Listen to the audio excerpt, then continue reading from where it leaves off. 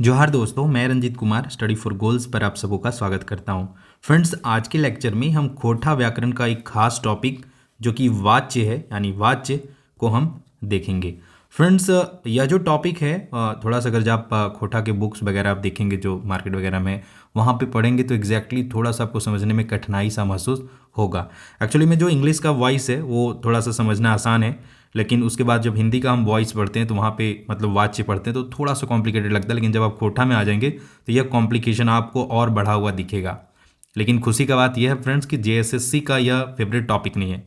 JSSC में सारे previous year खंगाल दिया, यहाँ से क्वेश्चन आज तक नहीं पूछे गए और अभी जो नगर पालिका का एग्जाम हुआ वहाँ भी नहीं पूछा गया। तो इसका यह मतलब नहीं कि ये टॉपिक को हम पढ़े नहीं, लेकिन इसका यह मतलब है कि इस टॉपिक को लेकर हम परेशान ना हो।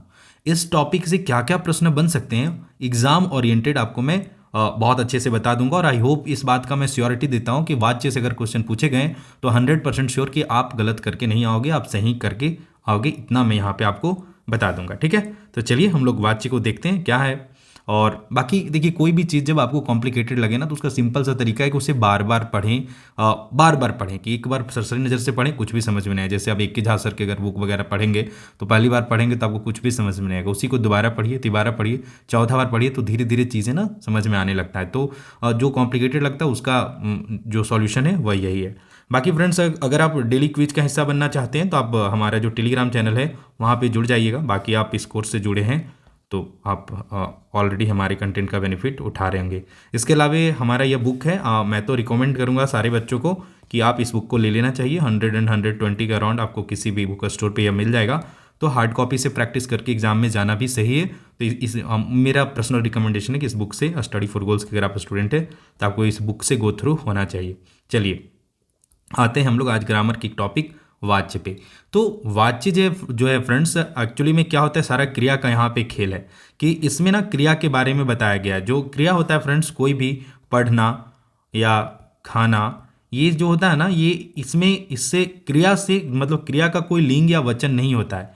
तो यह जो क्रिया है फ्रेंड्स वह किसके अनुसार बदलता है, तो कर्ता के अनुसार बदलता है, कर्म के अनुसार बदलता है और भाव के अनुसार बदलता है। जैसे मैं लिख दूं एक, चलिए मैं खोटा का एग्जाम्पल लेता हूं कि हम खाई, खाई ना मतलब खाना, तो खाना का जो यहाँ हम इसके वजह से खाई हुआ। लेकिन यह क्या है कि मतलब एक प्रथम पुरुष एक वचन है ना, प्रथम पुरुष एक वचन, ये तो आप पढ़े होंगे ना, थोड़ा सा मुझे लगता है सब पढ़े होंगे। देखिए एक मैं थोड़ा सा 1 मिनट समय ले रहा हूँ।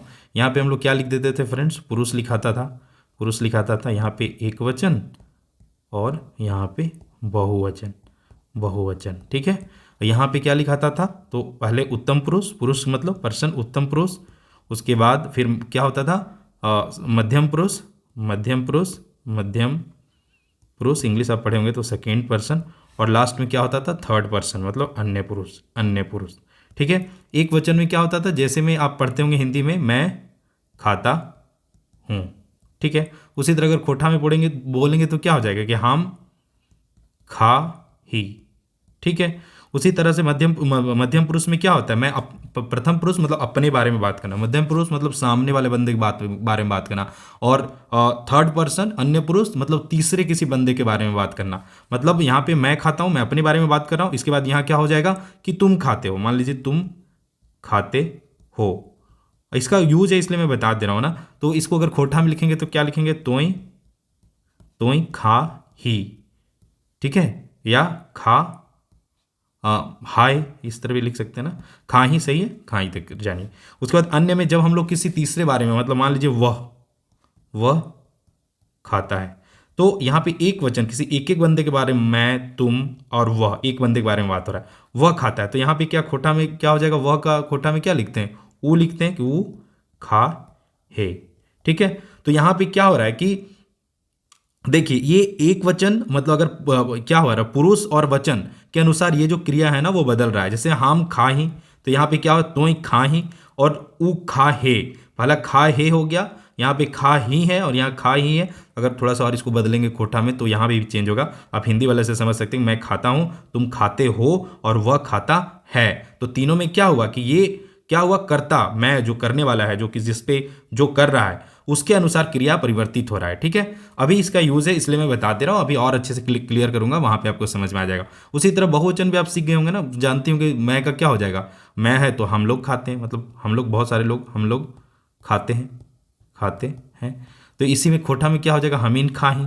उसी तरह यहाँ पे हो जाएगा फ्रेंड्स, तुम लोग खाते हो, तुम लोग खाते हो, सेकंड पर्सन का बात हो रहा है लेकिन बहुवचन में बहुत सारे लोग हैं, खाते, हम लोग खाते हैं। तो यहाँ पे खोटा में क्या हो जाएगा कि तुम लोग खाते हैं होगा, होगा क्या हो जाएगा, तुम लोग खाते होगा तो हिन खा ही होगा। ठीक है, और उसके बाद यहाँ पे वे लोग खाते हैं, मतलब थर्ड पर्सन है और क्या है, बहुवचन है, वे लोग खाते हैं। तो यहाँ पे खोटा में क्या हो जाएगा कि ओखिन, ओखिन खा हथ या ओखिन खा हथिन। ठीक है, अब इसे मैं इसलिए बताया क्योंकि थोड़ा सा आगे जब मैं अभी वाच्य बताऊंगा तो ये सब का थोड़ा सा यूज होगा। ठीक है, अभी मैं बताया कि वाच्य में क्या होता है कि क्रिया का रूप जिसके अनुसार बदलता है उसको बताने का काम करता है वाच्य। सिंपल सा अगर वाच्य का डिफिनेशन मैंने लिख रखा है उसे आप देखेंगे तो आपको और क्लियरली समझ में आ जाएगा कि वाक्य में प्रयुक्त क्रिया किसके अनुसार, यानी कर्ता कर्म भाव किसके अनुसार प्रयुक्त हो रही है, इसका बोध कराने वाला ही वाच्य कहलाता है। ठीक है, और खोटा में देखिए जकर से क्रिया की स्थिति कर बोध है वे है वो वाच्य का है, यानी क्रिया के विधान कर्ता और कर्म के अभावे पर पढ़े वह क्या कहलाता है, वाच्य कहलाता है। इसको और सरल तरीके से आप समझना चाहें तो इसको ऐसे समझिए कि मोहन जो है, मोहन पुस्तक पढ़ता है। ठीक है, मैं लिख दिया मोहन पुस्तक पढ़ता है। तो देखिए मोहन पुस्तक पढ़ता है लिखे, लेकिन जैसे हम लोग यहां कर दिए कि सुगा, सुगा पुस्तक क्या पढ़ता होगा, नहीं, अब क्या हो जाएगा, पढ़ती है। तो ये जो क्रिया है फ्रेंड्स वो किसके अनुसार चेंज हुआ, तो इस कर्ता के अनुसार, यानी कर्ता का जब हम लिंग चेंज किए तो यहां पे क्या हो गया, मतलब क्रिया में परिवर्तन हो गया। तो मतलब आप यह ध्यान रखिए कि अगर हम कर्ता कर्म और भाव इन तीनों का लिंग वचन और पुरुष चेंज करें और यह चेंज होने की वजह से क्रिया में परिवर्तन आए तो वह समझिए वहां पे वाच्य है। अब हम लोग यह तय करेंगे कि कौन कर्तरी वाच्य है, कौन कर्मवाच्य है और कौन भाववाच्य है। दूसरी बड़ी बात कि इतने डीप क्वेश्चन आपको जेएसएससी मतलब जेएसएससी के एग्जाम में खूब डीपली आपसे नहीं पूछा जाएगा। क्या पूछेगा, चलिए वो मैं डिस्कस करता हूं, क्योंकि ये बहुत जरूरी होता है। स्मार्ट स्ट्रैटेजी का यही मतलब है, 5 लाख लोगों में अगर 2000 का सिलेक्शन है तो उसका यही मतलब है कि आपको यह पहले ही तय कर लेना है कि मेरे लिए क्या इंपॉर्टेंट है क्या इंपॉर्टेंट नहीं है। क्योंकि हम यहाँ पे मार्क्स लाने के लिए पढ़ रहे हैं, हमें पीएचडी करना होता तो हम पीजी करके नेट निकाल के वहां पे तैयारी कर रहे होते। ठीक है, चलिए तो मार्क्स कैसे लाने, एग्जाम में क्या प्रश्न पूछेंगे वो मैं बताता हूं। देखिए सबसे बड़ी बात कि आपको डायरेक्ट पूछेगा कि वाच्य के कितने भेद हैं।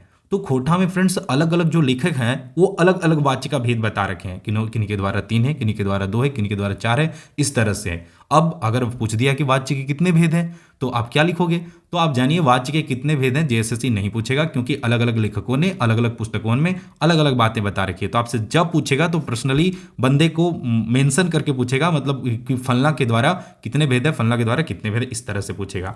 तो फ्रेंड्स जो खोटा के एक लेखक हैं डॉक्टर गजाधर महतो प्रभाकर जी, तो इनके अनुसार खोटा में 3 भेद है वाच्य के। और कौन कौन भेद है, कर्तावाच्य यानी कर्तरी वाच्य, दूसरा कर्मवाच्य और तीसरा भाववाच्य। और जो हिंदी व्याकरण होता है वहां पे भी वाच्य के 3 भेद होते हैं और यही 3 भेद होता है। आगे हम बढ़ते हैं दिनेश दिनमणि सर, तो इनके द्वारा अगर वाच्य का भेद पूछा जाए तो 2 भेद है। तो पहला क्या हो जाएगा, कर्तरी वाच्य यानी कर्तरी वाच्य और दूसरा भाववाच्य। इनकर अनुसार खोटा कर्मवाच्य यानी कर्मवाच्य नहीं है, इनके अनुसार कर्मवाच्य का प्रयोग खोटा में नहीं होता है। और आप देखेंगे जेएसएससी जो स्टार्टिंग में सिलेबस जारी किया था तो उसमें दिनेश दिनमणि सर का जो बुक था वो रिकमेंडेड था। तो अगर आपसे डायरेक्ट पूछ दे कि खोटा में वाच्य के कितने भेद हैं, अगर पूछेगा तो नहीं, इसका मैं गारंटी देता हूँ, लेकिन पूछ दे तो आपको अगर 2 3 4 5 दिखे तो आपको 2 लगाना ज़्यादा सही रहेगा। ठीक है, चलिए आगे खोटा की एक और मतलब कहें कि खोटा के वन ऑफ द प्रणेता यानी खोटा को आगे ले जाने में अपना भरपूर योगदान देने वाले ए.के. झा जी के अनुसार खोटा में वाक्य के भी कितने भेद हैं, 2 भेद हैं। और वो वाच्य कौन है फ्रेंड्स, तो कर्तावाच्य और दूसरा अड़गाड़ी वाच्य। अगर आपसे यह भी पूछ सकता है, कुछ प्रश्न ऐसे पूछ देंगे कि ए.के. झा जी के अनुसार वाक्य के कौन भेद है, और आपके पास ऑप्शन देगा, पहला में कर्तावाच्य, दूसरा में कर्मवाच्य, तीसरा में अड़गाड़ी वाच्य और चौथा में ए और सी दोनों। तो वहाँ पे क्या लगाना है, और ए और सी दोनों। तो नंबर 2, 3, 4 नंबर याद करने के अलावे आपको यह भी याद रखना कि किसके अनुसार कौन सा वेद है। ठीक है, झा जी के अनुसार कर्म और भाववाच्य अवधि अड़गाड़ी वाच्य का प्रयोग खोटा में किया जाता है। इनके अनुसार कर्म वाच्य और भाववाच्य को मिलाकर अड़गाड़ी वाच्य का प्रयोग किया जाता है। ये अभी बस केवल आप देख लीजिए और आगे मैं समझाऊंगा, सारे वाच्य को एक एक करके बताऊंगा, तब आपको समझ में आ जाएगा। जैसे में कर्ता वाच्य इनके अनुसार कच कच नाय कर, इसी का अड़गाड़ी वाच्य क्या हो जाएगा, कच कच नाय होवे के चाहिए। तो देखिए भाव वाला फीलिंग है ना, जहां भी थोड़ा सा नहीं का बोध हो ना फ्रेंड्स, तो ध्यान रखिएगा जहां पे नहीं का बोध हो वह क्या कहलाएगा, जहां पर नकारात्मक चीज दिखे यानी नहीं का प्रयोग दिखे तो वह जनरली भाववाच्य होता है। यह भी थोड़ा सा ट्रिक है, कुछ चीजें शॉर्ट ट्रिक है, वह भी आप ध्यान रखिए। ठीक है, उ की काम करता ओकर से की काम करल जेतव। तो करल जेतव ये भाव है ना, मतलब कहते हैं भाववाचक संज्ञा वगैरह पढ़ रखे होंगे तो आप वहां पे देख रहे होंगे भाव, भाव का जहां पे फील हो वह क्या कहलाता है, अड़गाड़ी वाच्य या भाववाच्य कहलाता है। हमें देख लो, हमर से देखल गेलय, इस तरह से। चलिए इसे आगे मैं और अच्छे से क्लियर करूंगा। चलिए अब इन सब के बाद हम लोग आते हैं पहले कर्तरी वाच्य। तो भाई हम अभी जान गए कि वाच्य के 3 भेद होते हैं, 2 भेद होते हैं, 4 भेद होते हैं। इस तरह से 4 भेद का भी मैं जिक्र आगे करूंगा। 4 भेद जो है ना, खोटा के जो लेखक हैं बीएन ओहदार सर, उनके अनुसार ना को वाच्य के 4 भेद हैं, यह भी ध्यान रख लीजिए। तो आप रिवाइज कर लीजिए कि इनके अनुसार तो गजाधर महतो प्रभाकर जी के द्वारा खोटा के 3 भेद हैं। ए के झा सर और दिनमणि सर के अनुसार खोटा में वाच्य के 2 भेद हैं, और बीएन ओहदार सर के अनुसार खोटा में वाच्य के 4 भेद हैं। तो सिंपल से 4 लेखक हैं, इनके बारे में जो बताया गया इनके द्वारा वह ध्यान रखिए। अब चलिए हम लोग आते हैं एक एक करके कर्तरी वाच्य वगैरह को समझते हैं। तो फ्रेंड्स, जब किसी वाक्य में क्रिया कर्ता के अनुसार प्रयुक्त हो, अर्थात कर्ता के लिंग वचन बदलने पर क्रिया के लिंग और वचन में बदलाव आ जाए तो उसे कर्तरी वाच्य कहते हैं। चलिए इसे गौर से देखिए। एक और मैं बताता हूँ, कर्ता और जो कर्तरी वाच्य फ्रेंड्स, उसमें जो क्रिया है वह सकर्मक और अकर्मक दोनों हो सकता है। ठीक है, अब कैसे अभी मैं बताता हूँ। देखिए एक एग्जाम्पल समझिए, गीदर टा कॉलेज जा है, मतलब गीदर टा मतलब एक बच्चा कॉलेज जाता है। ठीक है, तो यहाँ पे क्या है, गीदर क्या है, कर्ता है और एक वचन में है, और कॉलेज जाता है मतलब जाना क्या है, क्रिया है। लेकिन यहीं पे अगर पूछ दिया गीदर गुला, मतलब बहुवचन हो गया, कर्ता और बहुवचन, तो गीदर गुला कॉलेज जा हथी, यहाँ हथ क्या हो गया, हथी बन गया। ठीक है, तो क्या हुआ कि यहाँ पे कर्ता के बदलने से क्रिया में परिवर्तन आ गया, तो यहाँ पे जो वाच्य होगा वह क्या होगा फ्रेंड्स, कर्तरी वाच्य होगा। दूसरा, हम किताब पढ़ी, तो हम क्या है फ्रेंड्स, एक वचन है ना, कर्ता एक वचन है। हम इन किताब पढ़ें, मतलब यहाँ पे जैसे बहुवचन हुआ तो यहाँ पे क्या हो गया फ्रेंड्स की क्रिया में परिवर्तन हो गया। उ चल गेलय और ओखिन चल गेला, तो यहाँ पे भी क्या है कि उत्तम पुरुष मतलब नहीं अन्य पुरुष है ना, थर्ड पर्सन है, और यहाँ पे थर्ड पर्सन एक वचन है, यहाँ पे थर्ड पर्सन बहुवचन है। तो यहाँ पे क्या हुआ कि जैसे हम कर्ता बदलें वैसे ही क्रिया में परिवर्तन हो गया, तो वहाँ पे क्या हो जाएगा, कर्तरी वाच्य हो जाएगा। और यहाँ पे जो सकर्मक क्रिया जो है वह सकर्मक भी हो सकता है और अकर्मक भी हो सकता है। और सकर्मक और अकर्मक का कंसेप्ट आप जानते हैं, जहाँ कर्म हो वह सकर्मक और जहाँ पे कर्म नहीं हो अकर्मक। बाकी इसका सकर्मक और अकर्मक क्रिया का जो मैं क्लास लिया हूँ वहाँ पे बहुत डिटेल में बताया हूँ। आई होप कि आप वहाँ पढ़े होंगे और आपको समझ में भी आया होगा।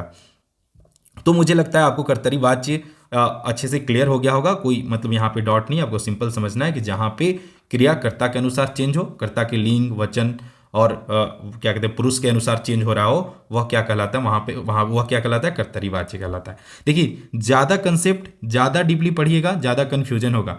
और पहले मैं बता रखा हूँ, आज तक जेएसएससी ने जितने भी प्रीवियस ईयर है 10 से 11 यहाँ से क्वेश्चन नहीं पूछ रखे हैं। अगर आपसे पूछेगा भी तो मैं अभी क्वेश्चन भी करवाऊंगा ऑब्जेक्टिव, उसी टाइप के प्रश्न पूछेंगे, लोड नहीं लेना है। ठीक है, दूसरा है फ्रेंड्स कर्मवाच्य।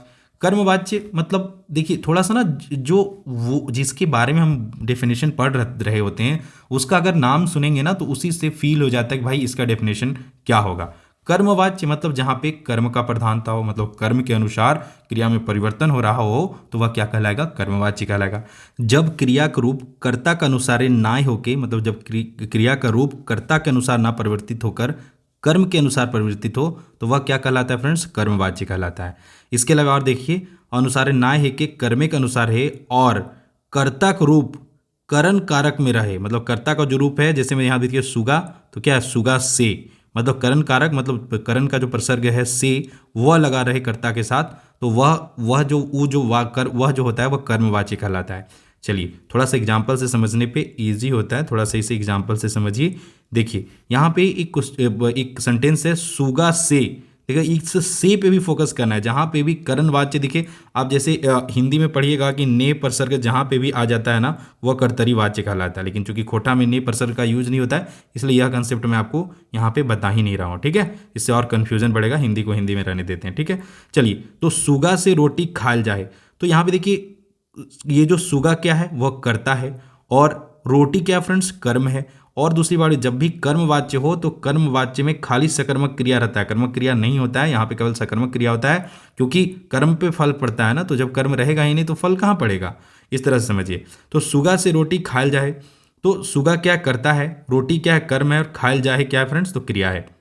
उसी तरह मोहना से रोटी खायल जाए, तो यहाँ पे कर्ता क्या, देखिए यहाँ पे कर्ता स्त्रीलिंग था, यहाँ पे कर्ता पुल्लिंग हुआ, फिर भी क्या खायल जा पे कुछ असर पड़ा, नहीं पड़ा। क्यों, क्योंकि ये रोटी के अनुसार, मतलब रोटी के लिंग, जैसे रोटी स्त्रीलिंग है तो उसके अनुसार यह परिवर्तित, उसके अनुसार यह मतलब यह क्रिया का रूप है कि रोटी खायल जाए, रोटी खायल जाए, अब कर्ता कोई भी रहे उससे कोई फर्क नहीं पड़ता है। तो आपको सिंपल सा पहले तो यही सेंटेंस में समझिए कि जहाँ पे कर्ता के अनुसार क्रिया परिवर्तित नहीं हो तो वो कर्मवाच्य है, तो यहीं पे आप कंसेप्ट क्लियर हो गया। दूसरा कि से यहाँ पे साफ बता दे रहा है, करण प्रसर्ग से लगा हुआ है तो वह क्या होगा, कर्मवाच्य होगा। अगर आप इसका हिंदी वाले एक एग्जांपल से समझिए तो और आपको समझ में आ जाएगा। जैसे में मान लीजिए कि सुगा, सुगा द्वारा पुस्तक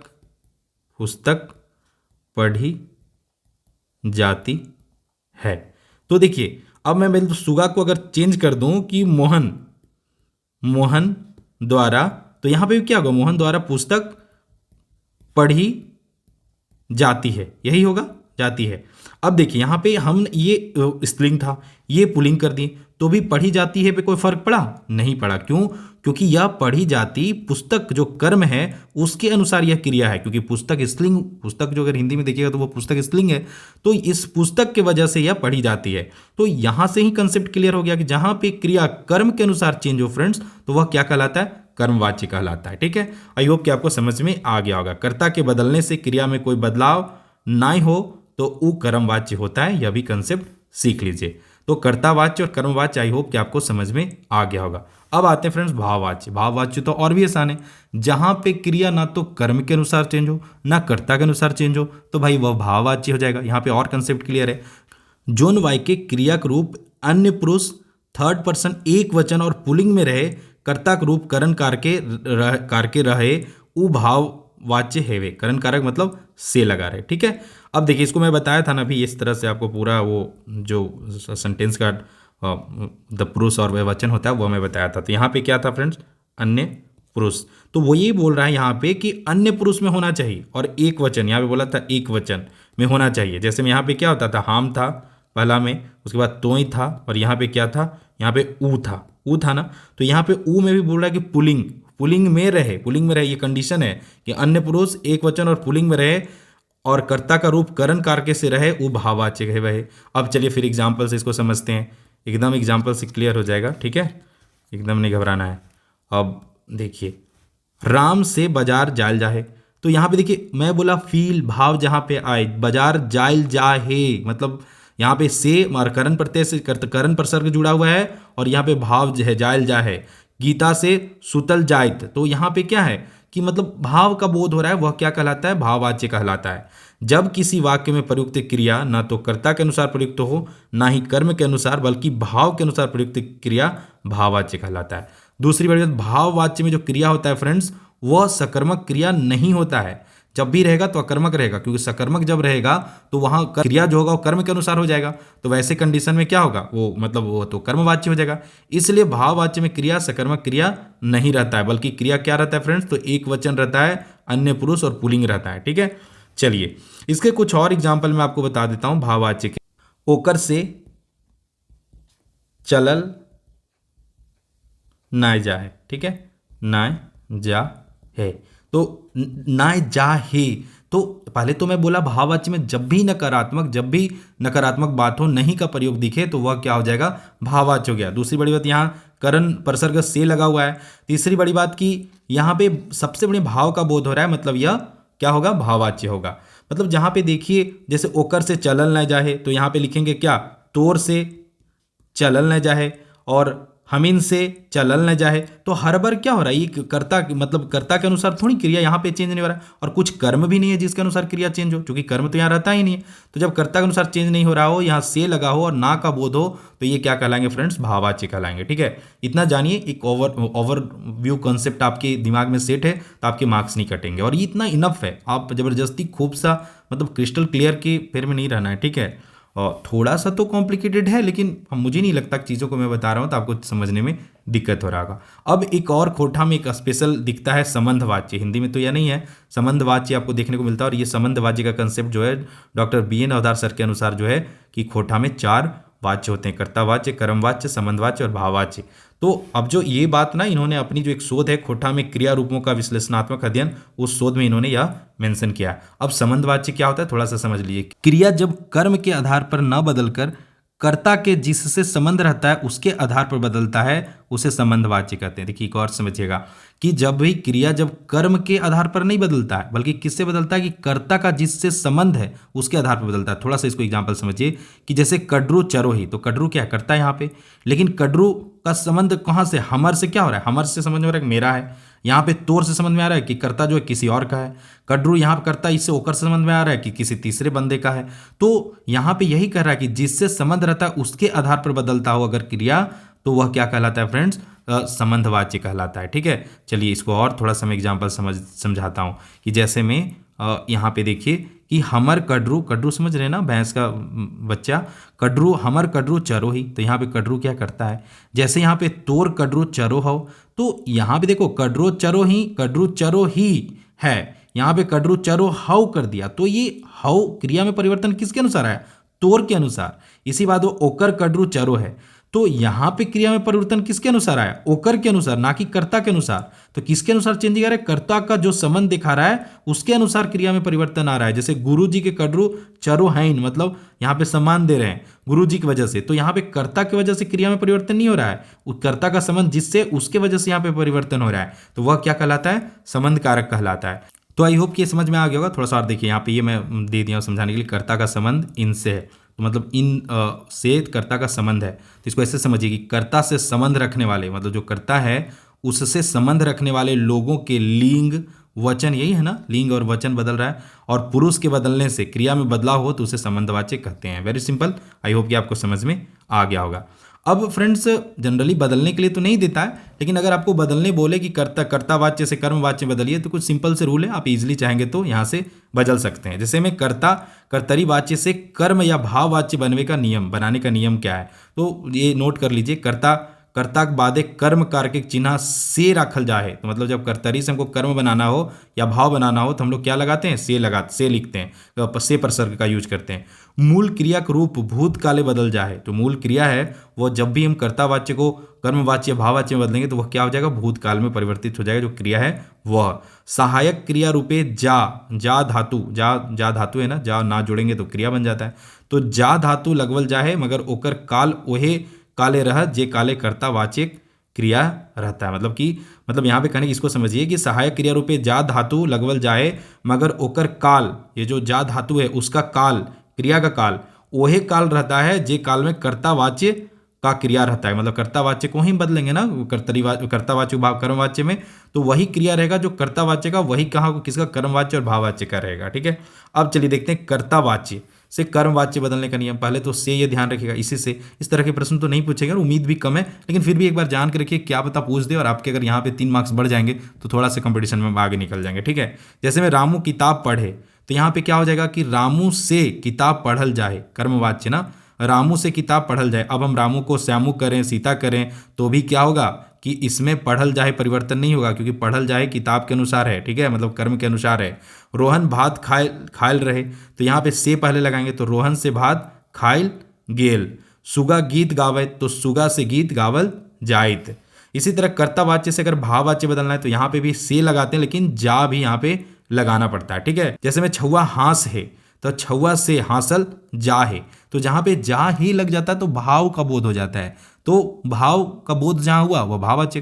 दूसरा बड़ी बात कि कि जो क्रिया है वह ना तो कर्ता के अनुसार चेंज हो ना कर्म के अनुसार, तो वह भाववाच्य हो जाएगा। जैसे छुआ से हासिल जाए तो क्या गीदड़ से हासिल जाए, गीदड़ मन से हासिल जाए, तो ये कर्ता बदलने से क्या कुछ भी परिवर्तन नहीं हो रहा है, तो वह क्या हो जा रहा है, वह भाववाच्य हो जाएगा। मोहन परसों हजारीबाग जाए तो मोहन से परसों हजारीबाग जायल जाए, गीदड़ खेते खेल रहल तो गीदड़ से खेते खेलल जाय रहल है। ठीक है, तो यही है कर्मवाच्य से भाववाच्य। एक दो बार पढ़िएगा, नोट्स में शेयर कर दूंगा तो आपको इजीली समझ में आ जाएगा। बाकी क्वेश्चन मॉक वगैरह में लगाइए, आई होप कि आपको दिक्कत नहीं होगा। अब चलिए आते हैं हम लोग फाइनल टॉपिक पे कि आप देखिए कि एग्जाम में कैसे प्रश्न पूछे जाते हैं। वाच्य से बनने वाले महत्वपूर्ण वस्तुनिष्ठ प्रश्न। तो पहला प्रश्न तो ये सबसे मोस्ट एक्सपेक्टेड BVI, मतलब दिनेश दिनमणि के आधार वाच्य के कैगो भेद है, यही पूछा जाएगा।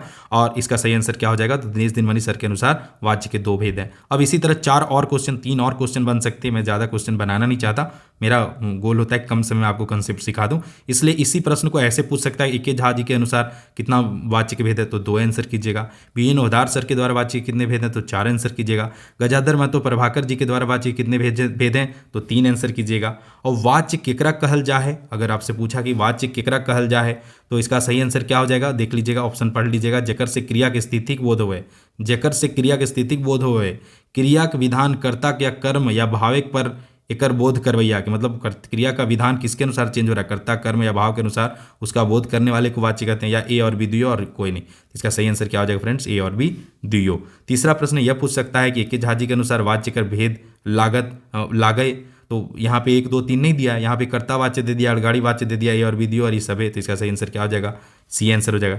तोय सहे नाई पारवे ई कैसन वाच्य है, तो इसका यह क्या हो जाएगा, यह हो जाएगा कर्तावाच्य। क्यों कर्तावाच्य होगा, तोय सहे नाई पारवे, यहाँ पे अगर हम कर दें कि ओखिन सहे नाई पार्थिन हो जाएगा, पार्थिन ना, ओखिन सहे नाई पार्थिन, तो ये जो है क्रिया जो है वो कर्ता के अनुसार चेंज हो रहा है, इसलिए क्या हो जाएगा फ्रेंड्स, कर्तावाच्य हो जाएगा। मास्टर जी गैया चरो हैं, ई कौन वाच्य के पढ़ते रखे, तो इसका सही आंसर क्या हो जाएगा, संबंध वाच्य।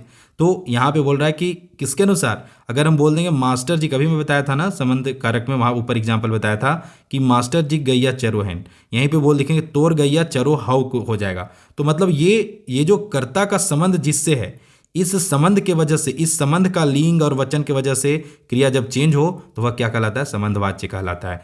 तो अभी मैं ये बताया हूँ ऊपर कंसेप्ट क्लियरली, तो यहाँ पे ऑब्जेक्टिव, जब मैं ऑब्जेक्टिव प्रश्न का वीडियो लाऊंगा तो वहाँ पे भी डिटेल में आपको करवाऊंगा। हमर से किताब पढ़ल गेल है, ई कौन वाच्य के पढ़दर हक है, तो हमर से दिख गया ना, से दिख गया, और किताब पढ़ल गेल है, किताब की वजह से इसका क्रिया का जो रूप है वह चेंज हो रहा है, तो यह क्या कहलाएगा फ्रेंड्स, कर्मवाच्य कहलाएगा। जैसे में कर्मवाच्य क्यों, जैसे यहाँ पे हमर से किताब पढ़ल गेल, तोर से किताब पढ़ल गेल, तो यहाँ पे ये कर्ता को कुछ भी बदलो, यह क्रिया में परिवर्तन नहीं होगा, यह इसके अनुसार परिवर्तन हो रहा है, क्योंकि इसका क्रिया किताब का जो लिंग है उसके अनुसार यह लिखा गया है, तो यह क्या हो जाएगा, कर्मवाच्य होगा, क्योंकि कर्म के अनुसार है।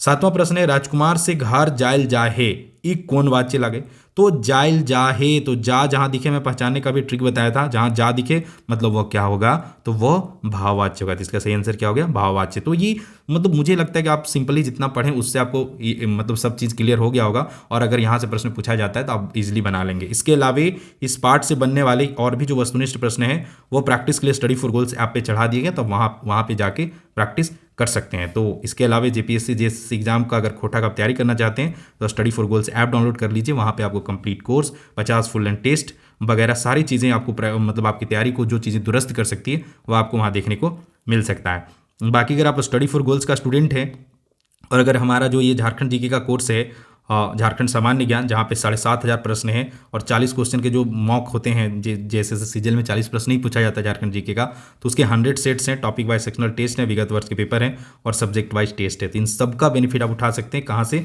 तो study for goals app download करके आप प्ले स्टोर से जाइए, study for goals app download कर सकते हैं। अगर आप आईफोन वाले हैं तो वहाँ पर भी अब ऐप अवेलेबल हो गया, वहाँ से भी आप डाउनलोड कर सकते हैं। इसके अलावा फ्रेंड्स, आप अगर अपने तैयारी को, अगर आपने तैयारी कर रखा है और चाहते हैं कि अब जो मॉक टेस्ट का जो प्रैक्टिस किया जाए, मॉक टेस्ट के सागर में डुबकी लगाना चाहते हैं, तो आपके लिए विशेषज्ञ शिक्षकों द्वारा तैयार सफलता का एक बंडल कोर्स है स्टडी फॉर गोल्स ऐप पे, जहाँ पे पेपर 1 के 15 मॉक, पेपर 2 का 50 मॉक और पेपर 3 के 50 मॉक अवेलेबल है। पेपर 3 में आपको मैथ का सॉल्यूशन भी आपको प्रोवाइड करवाया जाता है, तो इन सब का बेनिफिट आप उठा सकते हैं। और कभी कभी ऑफर वगैरह भी चलता है, तो वो सब का भी ध्यान रखिएगा और उससे आप जुड़ सकते हैं। किसी प्रकार का क्वेरी है तो आप इस नंबर पर कॉल कर सकते हैं। तो फ्रेंड्स यही था आज का वीडियो। आई होप कि आपको समझ में आया होगा। इसके अलावा अगर आपको किसी प्रकार का मतलब इसमें समझने में कोई दिक्कत वगैरह है तो आप बेझिझक कमेंट कर सकते हैं, मुझे इंस्टाग्राम पे फॉलो कर सकते हैं, वहाँ पे भी टेक्स्ट कर सकते हैं, और हमारी जो यूट्यूब प्लेटफॉर्म कहीं पे भी आप टेक्स्ट करेंगे, अगर आपको लगता है कहीं डॉट है तो हम उसका अपने स्तर से बेस्ट आंसर करने का प्रयास करेंगे। बाकी मैं बताया कि मतलब चीज़ें जब आपको समझ में ना आए, थोड़ा कॉम्प्लिकेटेड लगे, तो उसे बार बार पढ़िए, थोड़े से शॉर्ट कंसेप्ट बना लीजिए और उन सब चीज़ों को ध्यान में रखते हुए उन कंसेप्ट के थ्रू एग्जाम में ना मार्क्स स्कोर करने का कोशिश कीजिए। क्योंकि एज ए स्टूडेंट अभी समय होता है कि चूंकि आपको क्या होता है ना, बाद में जाके एक बंदा ना बहुत एक हर चीज़ का ना मतलब परफेक्शनिस्ट बनता है, मतलब वर्सेटाइल बनता है। और लेकिन यहाँ पे क्या होता है, जब आप कॉम्पिटिटिव एग्जाम में होते हैं तो आपको जैक ऑफ ऑल ट्रेंड्स होना होता है, मतलब कि हर चीज़ के बारे में आपको जानकारी होना है, मतलब ऑलराउंडर होना है। आपको बैटिंग भी आना है, कीपिंग भी आना है, बॉलिंग भी आना है, सब आना है, मैथ, रीजनिंग, साइंस, हर चीज़ आना चाहिए।